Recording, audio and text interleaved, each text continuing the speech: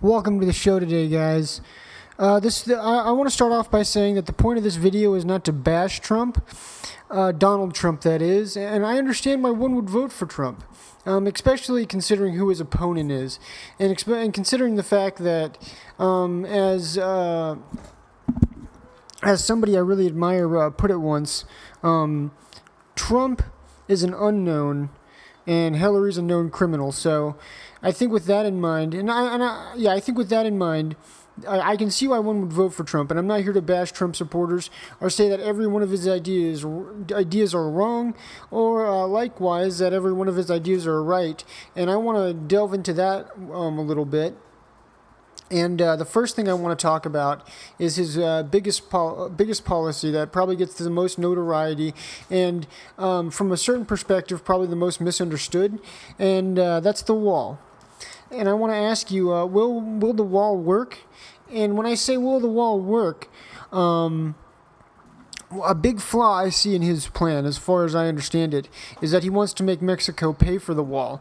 But a large part of the reason we have immigration problems is because the Mexican government most likely is encouraging people to come over. So we're going to entrust the government that he supposedly blames for our immigration problems to build the wall, and everything's going to be okay. And I think that also this kind of ties into a very common criticism of Trump. He's very superficial, and I think that building a wall is a very superficial solution to immigration. I think that it has to go back more to the laws and to the policy than it does just back to some superficial symbol like a wall. On to question number 2. I understand that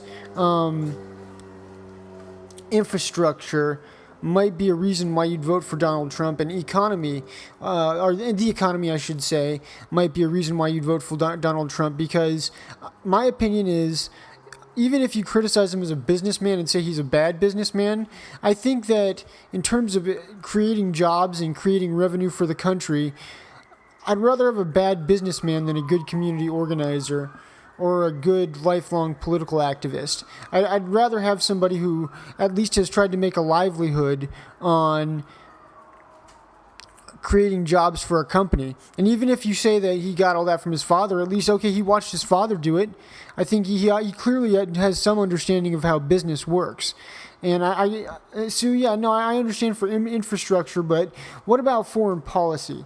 I think that he's an I shouldn't say he is an egomaniac, but he wants to come off as an egomaniac, and that's a big part of his character and a big part of the personality that he represents to the media. I'm not saying that maybe necessarily is the reality of who he really is, but is somebody who is an egomaniac really going to be good at negotiating on a foreign policy level with different leaders and go in there with a mindset of respect to a certain degree and willing to reach across the lines and maybe avoid conflict? Or is it going to go the other way? And also, one thing I want to point out on this subject is how he messed up not knowing what the nuclear triad is. I never knew what it was either. But I'm not running for president. And if I were running for president, we're running for some office that had to do with foreign relations, it should be incumbent upon me to know those kind of things. And does it bother you that he didn't?